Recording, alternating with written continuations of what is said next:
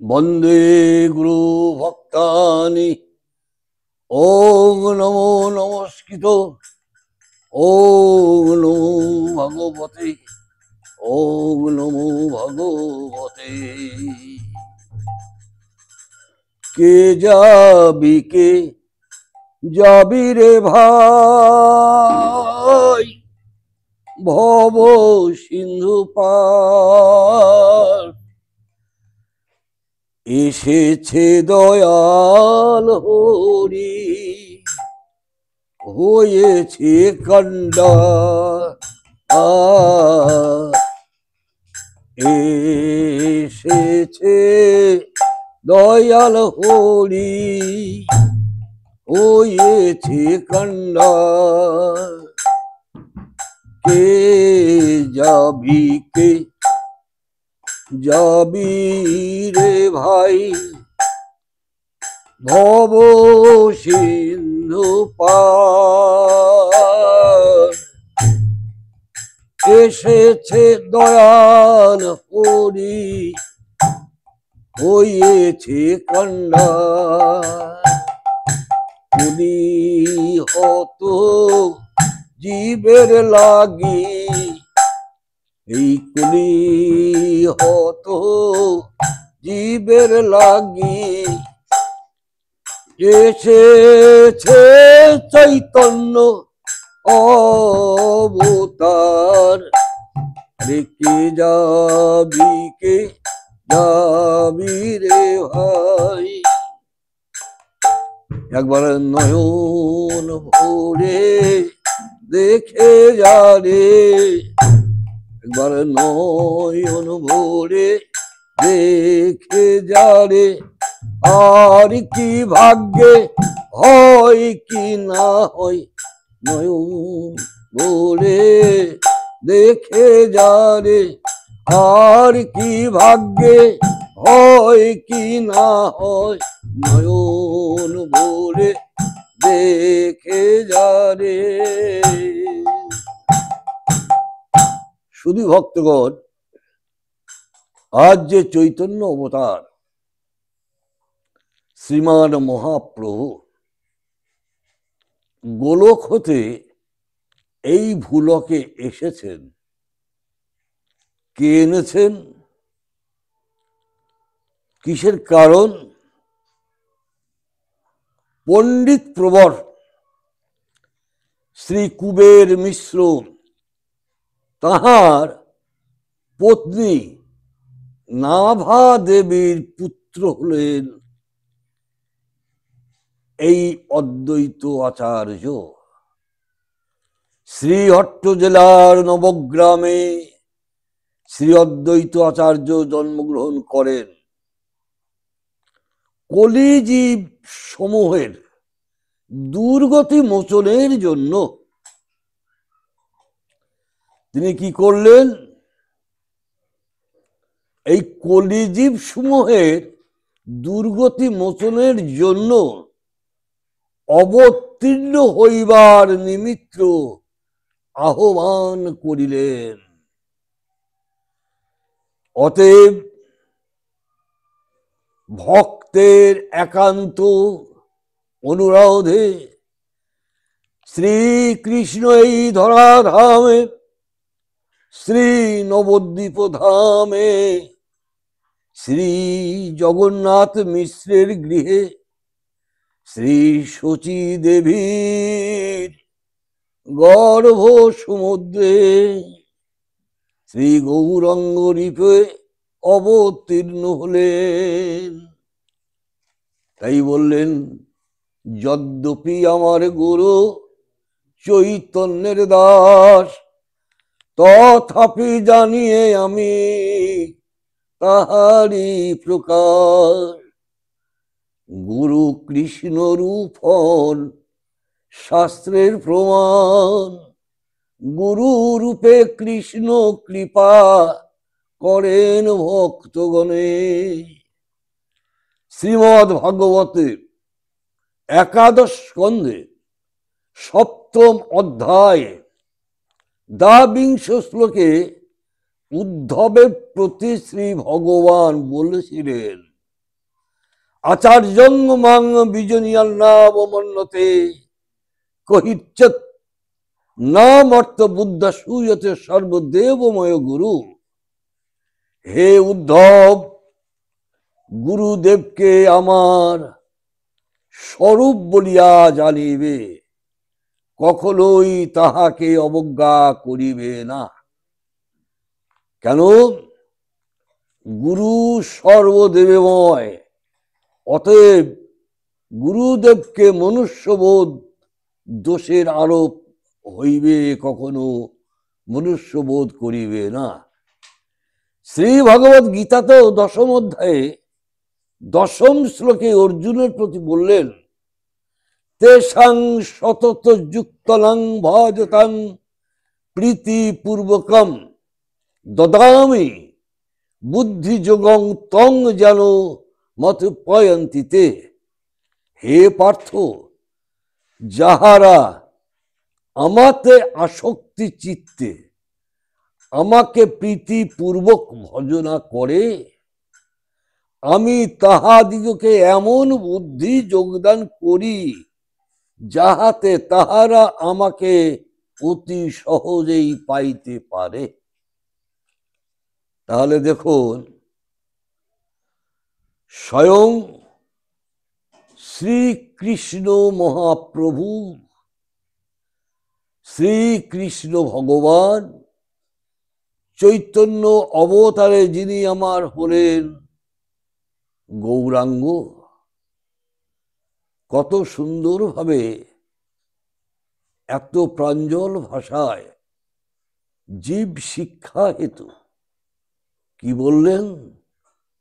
বললেন, আমাকে শ্রদ্ধা এবং বিশ্বাসের সহিত যে ভজনা করে, আমি অবশ্যই তার ডাকে সাড়া দিই, তার কাছে যাই, তার অধীন হয়ে থাকি।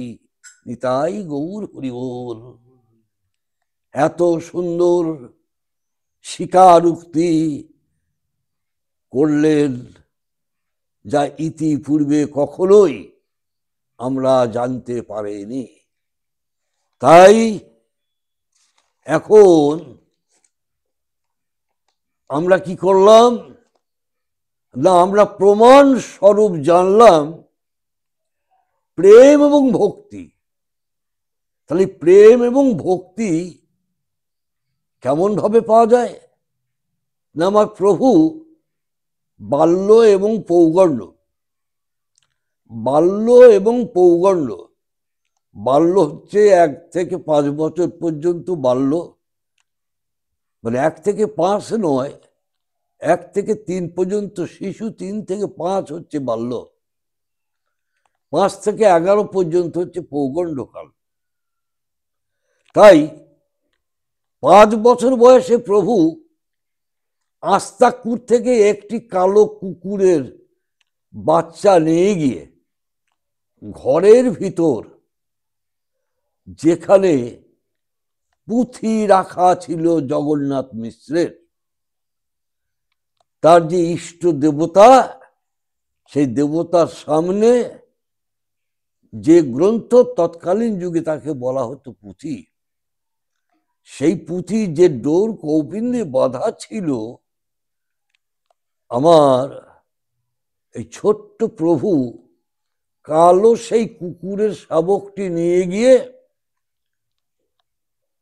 সেই ডোর কৌপিনের দড়ি দিয়ে বেঁধে রাখলেন। সচিমা যখন নবদ্বীপ ক্ষীরোধনীতে স্নান করতে যাচ্ছেন, নবদ্বীপে অসংখ্য গলিপথ, আজও তা বর্তমান। তা সচিমা যে পথ দিয়ে গেছেন গঙ্গায় স্নান করতে, আর নিমাই অন্য পথ দিয়ে কুকুর শাবক নিয়ে এসেছেন। এখন সচিমা যখন গেলেন, তখন নিমাইয়ের এক সহপাঠী বললেন, ওমা, তোমার নিমাই আস্তাকুর থেকে একটা কালো কুকুরের বাচ্চা নিয়ে বাড়ি গেল। সচিমা শুনে তো অবাক, উনি দৌড়াতে আরম্ভ করলেন। এদিকে দৌড়াতে দৌড়াতে যখন উনি গৃহে পৌঁছালেন, ছোট্ট সেই বালক প্রভু আমার কুকুর শাবকটিকে বেঁধে উনি আবার অন্য পথ দিয়ে আসলেন সুরধুনীতে স্নান করতে। তা দেখুন, এই যে মাঝখানে যে ফাঁক, এই ব্যবধানে সচিমা গিয়ে কুকুর শাবকটিকে খুলে দিল। কেন না, পিতা জগন্নাথ মিশ্র এসে যদি দেখে কি সর্বনাশ, তাহলে আজকে আর রক্ষে রাখবে না। তাই তাড়াতাড়ি তিনি কুকুর শাবকটিকে দিলেন খুলে। কুকুর শাবকটি এক লাফে রাস্তায় যাই গিয়ে পড়েছে। ওপর থেকে অর্থাৎ শূন্য হতে একটি পুষ্পরথ সেখানে এসে নামলো। সেই পুষ্পরথে কুকুর শাবকটি উঠে বসল। পুষ্পরথ যখন ওপরে উঠে চলে যাচ্ছে, এমতো সময় আমার প্রভুর দাদু নীলাম্বর চক্রবর্তী সেখানে উপস্থিত। তিনি কি করলেন? তিনি দেখলেন বালক প্রভু আমার স্নানের ঘাটে যখন শুনলেন তার মা ছুটে এসেছে কুকুরের বাচ্চাটিকে খুলে দেওয়ার জন্য, এসে দেখলেন সত্যি কুকুর শাবকটি নাই। তখন ছোট্ট প্রভু আমার অঝরে কাঁদছেন আর বলছেন, মা গো, ও মা, এ জন্ম বৈষ্ণবের সেবা থেকে আমি বঞ্চিত হলাম। এমন সময় ব্যথা ভরা কণ্ঠে সেই নীলাম্বর চক্রবর্তী আমার প্রভুর দাদু খুব প্রেম ভরে গায়ে হাত বুলিয়ে বলছে, দাদু ভাই, ও দাদু ভাই, তোমার এই যে লীলা, এই লীলাটা আমাকে একটু জানাও না দাদু ভাই। ছোট্ট প্রভু আমার কাঁদতে কাঁদতে বলছেন, দাদু তাহলে তুমি শুনবে দাদু? শোনো দাদু, দাপর যুগে বিশেষণ নামে এক রাজা ছিল। সেই রাজা প্রত্যহ দ্বাদশ ব্রাহ্মণের সেবা দিত। তাই আমি ভাবলাম দেখি তো কেমন দ্বাদশ ব্রাহ্মণের সেবা দেয়। জানো দাদু, আমি সেই দিন কুষ্ঠ ব্যাধিগ্রস্ত এক বৈষ্ণব হলাম। আমি যখন কুষ্ঠ ব্যাধিগ্রস্ত ব্রাহ্মণ হয়ে সেই দিন আর একজন ব্রাহ্মণ, তার শারীরিক পীড়া শুরু হয়েছিল, সে আসতে পারেনি, তাই আমাকে নিয়ে হলো দ্বাদশ ব্রাহ্মণ। দুঃখের বিষয় দাদু, 11 জনকে যে পংক্তিতে বসতে দিল, আমাকে সেই পংক্তিতে বসতে দিল না, আমাকে আলাদা করে বসতে দিল। বেশ দাদু, আমি আলাদা হয়েই বসলাম। সেবা হলো, সেবা অন্তে সেই বিশেষণ রাজা ব্রাহ্মণদের পাথেয় প্রসাদ গ্রহণ করল। আমার কাছে এলেও না, আমার পাতে প্রসাদ নিল না। আমি তখন জিজ্ঞাসা করলাম, রাজা, আমার কাছ থেকে প্রসাদ নিলে না কেন? সেই দিন বিশেষণ রাজা রাস্তায় একটা কালো কুকুর শুয়েছিল, সেই কালো কুকুরটাকে দেখিয়ে বলল, তোর পাতের প্রসাদ নেবে ওই কুকুরটা। দাদু, সঙ্গে সঙ্গে আমার বাহন, আমি গরুরকে শয়ন করলাম। গরুর পাখি যখন চলে এলো আমার কাছে, তখন বিশেষণ রাজা গিয়ে আমার চরণ ধরে কাকুতি মিকুতি করতে লাগলো। প্রভু, বড় অপরাধ করেছি আমি তোমায় চিনতে না পেয়ে। সেই দিন আমি বলেছিলাম, আগত কলি যুগে তুমি পাবে উদ্ধার, তার আগে নয়। ও দাদু, এই কুকুর শাবকটি ছিল সেই বিশেষণ রাজা, জানো দাদু? আজকে আমি ওকে প্রসাদ দিয়ে তরাবো ভেবেছিলাম, কিন্তু দাদু হলো না। কেন কেন হলো না?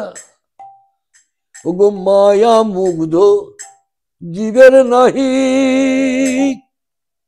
কৃষ্ণ স্মৃতি জ্ঞান, সেই জন্যে তৈরি হলো বেদ আর পুরাণ। তাহলে দেখুন, যিনি আমার গর্ভধারী মা, আমার প্রভুর, তিনিও চিনতে পারলেন না। কেন? মায়ামুগ্ধ জীব। তাই বললেন, মায়ায় পড়ে সমস্ত জীব দিক ভ্রষ্ট হয়ে যাচ্ছে। কেন? কারণ কি? কারণ হচ্ছে, যে জায়গাটা প্রতিটি জীবের একান্ত প্রয়োজন, সদ্গুরু সঠিক সময় আশ্রয় করা। তাই গুরু আশ্রয় ছাড়া মানব জীবন বৃথা, বৃথা, বৃথা। নিতাই গৌর হরিবোল, নিতাই গৌর হরিবোল।